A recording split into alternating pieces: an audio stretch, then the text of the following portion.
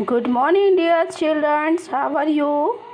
What are you doing today? Today we are start subject science class 4th chapter number 4. Chapter number 4 आपका क्या है? Reproduction in animals. Reproduction in animals हम पहले पढ़ चुके हैं, आपने भी दोबारा रीड करा होगा. तो इसमें हमने रिप्रोडक्शन की डेफिनेशंस पढ़ी थी. रिप्रोडक्शन मीन्स होता क्या है, लाइफ स्पैन मीन्स क्या होता है, तो ये आप पहले पढ़ चुके हैं. ठीक है, एक बार और अच्छे से रीड कर लीजिएगा तो आपको बहुत अच्छे से समझ में आ जाएगा. Reproduction in animals. Animals reproduce in 2 ways. Animals जो होते हैं वो 2 तरीके से रिप्रोड्यूस होते हैं.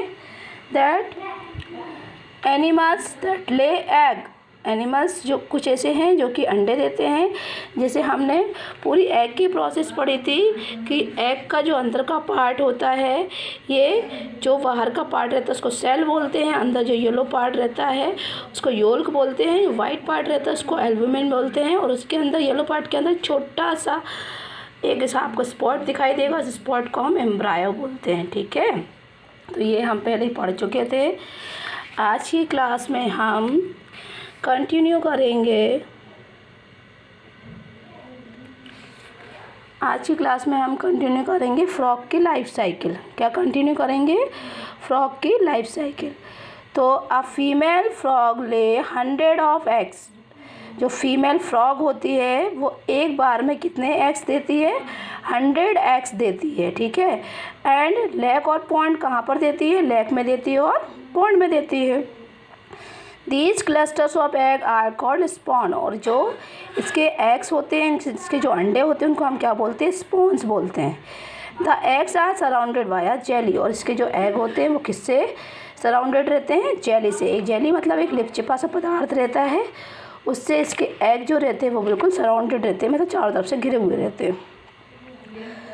That protect them. The young ones of a frog is called tadpole. और जो इसका यंग वंस रहता है, ये आपको लाइफ साइकिल दिखाई दे रही होगी. इसमें जो एग्स रहते हैं, एग्स के बाद में जब इसमें ये जब फूटते हैं तो इस टाइप का एक टैडपोल दिखाई देता है. यानी कि फ्रॉग का जो बच्चा रहता है वो इस टाइप का रहता है. आपको पीछे पूंछ दिखाई दे रही है. इसके बाद में धीरे धीरे करके ये लेग्स ब्रेक डाउन, धीरे धीरे करके इसके लेग्स निकल आते हैं और इसकी जो पूंछ रहती है वो हट जाती है. ठीक है, हटने के बाद में एक एडल्ट फ्रॉग बन जाता है. तो यही पूरी इनकी लाइफ साइकिल होती है. A tadpole does not resemble a frog. It looks more like a small fish. मतलब कि जो tadpole है वो कैसा दिखाई देता है? फ्रॉग की तरह दिखाई नहीं देता है, कि स्मॉल फिश की तरह दिखाई देता है. It has a long tail. इसकी लॉन्ग टेल होती है. But has no legs. इसके कोई लेग्स नहीं होते. It breathe through gills in water. ये क्या करता है? अपनी जो गिल्स रहते हैं उनकी थ्रू ब्रीथ करता है. It swims in water and eat water plants. ये क्या करता है? वाटर के अंदर ही तैरता है और वाटर के अंदर जो प्लांट्स रहते हैं उनको खाता है. After 5 weeks. 5 हफ्तों के बाद में tadpole loses its tail. 5 weeks के बाद में टैडपोल जो है वो अपनी टेल जो है पूंछ है उसको लूज़ कर देता है. And grows organ and limbs. और उसके ऑर्गन और लिम्स ग्रो हो जाते हैं. In about 11 weeks. 11 वीक्स के बाद में वो ट्रांसफॉर्म हो जाता है fully developed in frog. Frog में फुली डेवलप हो जाता है. This complete change in the form on organism. और ये जो कंप्लीट चेंज होता है उसको क्या बोलते हैं? ऑर्गेनिज्म.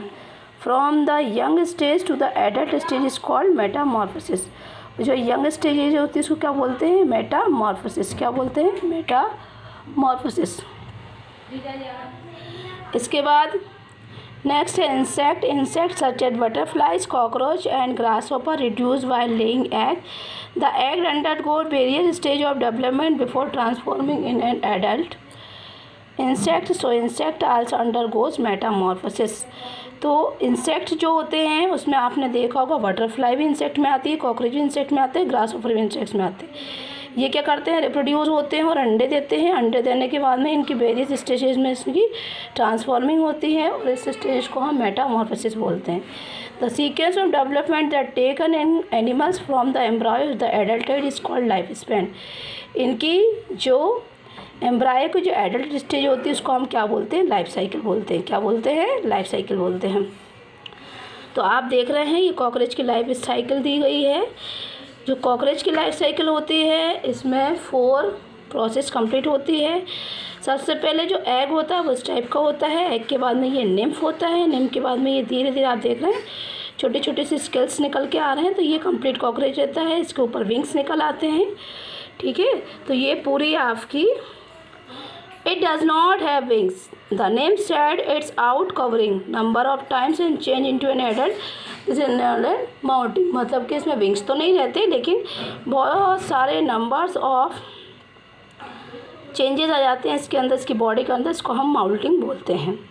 इसके बाद में life process of butterfly. Butterfly means आप जानते हैं रेशम। बटरफ्लाई मतलब होता है तितली। तितली की जो लाइफ साइकिल होती है वो भी ऐसी होती है। ये आप देख रहे हैं पत्ती पे उसने एक एग दिया है। एग के द्वारा ये जो एग है वो फूट जाएगा। फूटने के बाद में ये कैटरपिलर बन जाएगा। कैटरपिलर बनने के बाद में ये पत्ती के अंदर ही उस कैटरपिलर के द्वारा प्यूपा बन जाएगा और प्यूपा से ये कंप्लीट बटरफ्लाई बन जाएगा। So student, life cycle of butterfly आपकी होमवर्क में रहेगी, आप इसको पढ़िएगा। इसके बाद में हम नेक्स्ट पढ़ेंगे life cycle of house fly. House fly में तो होता है मधुमक्खी, मक्खी जो हमारे घर में आपने जनरली देखी होगी।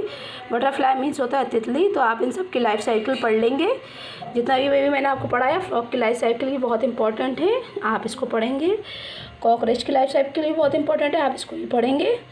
और आप लोग का बार बार एक ही क्वेश्चन रहता है, मैम ये वाले क्वेश्चन सेंड कर दीजिए, इसका आंसर सेंड कर दीजिए, ये चैप्टर सेंड कर दीजिए।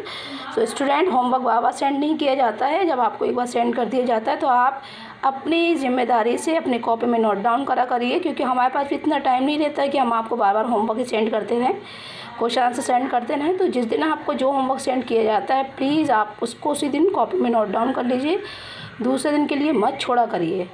क्यों? क्योंकि क्वेश्चन आंसर लिखने में बहुत टाइम भी लगता है। हमें खुद अपनी ओन राइटिंग में लिखना पड़ता है, फिर आपको सेंड करना पड़ता है, ठीक है। तो अब आपकी विशेष रहती है कि मैम आप फर्स्ट चैप्टर से सेंड कर दीजिए, सेकंड चैप्टर से सेंड कर दीजिए। तो बेटा इतना टाइम नहीं रहता है और हम सेंड नहीं कर पाएंगे आपको, तो आप कहीं से अरेंज कर लीजिए, नहीं करा है आपने, और जिस दिन का होमवर्क रहता है आप उस दिन नोट डाउन कर लीजिए।